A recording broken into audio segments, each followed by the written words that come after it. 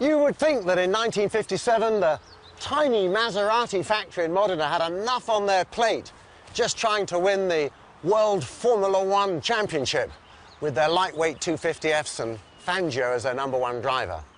Not so. They also wanted to win the World Sports Car Championship.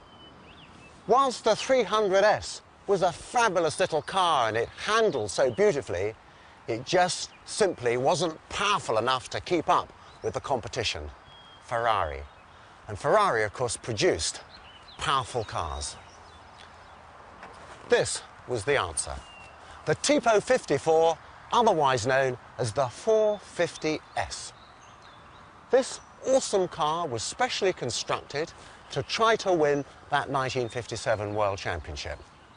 They kicked off very well with this car. It went to Sebring for the 12-hour race, and Fangio and Berra drove one to victory. During the season, they had 2 outright wins, but the World Championship went right the way down the line to Caracas in Venezuela. This is chassis 4508.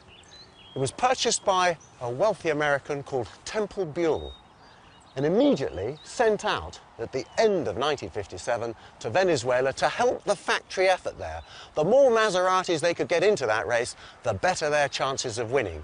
And only the leading car of the marque would score points. Well, when the race started, Maston Gregory was driving this car. He shot off into the lead, only unfortunately on the second lap to fall off the road and flip the car. Let's have a look under here, shall we?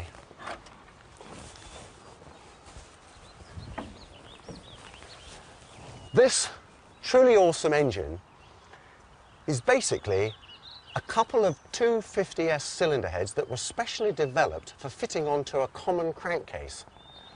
4.5 litres initially. These are 45 IDM Weber carburetors, twin choke. You had about 430 horsepower in one of these cars when they started. There's one magneto for one set of plugs and a coil and distributor drive for the other set of plugs. Altogether, a spectacular combination, and just look how that engine fills up the hole.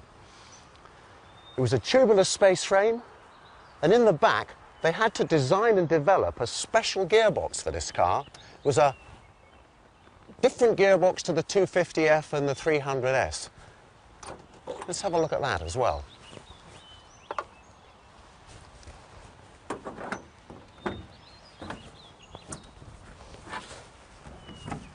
There it is, sitting in front of the fuel tank.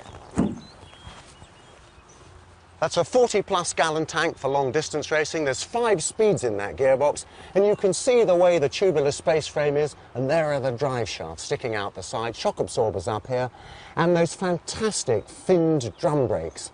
The ultimate development, really, of a drum brake, based on the 250F unit. One way or the other, this car definitely separated the men from the boys. If anybody out there is wondering about a test for macho-ness, I can tell you, this is the car to try it out on. You definitely need what all men need to drive one of these. And by the way, this was the fastest sports racing car of its time in 1957 with its 4.5 litre engine. And the engine in this car has been bored out to 5.7 litres. Just think about that. That gives you over 500 horsepower. Definitely something to think about.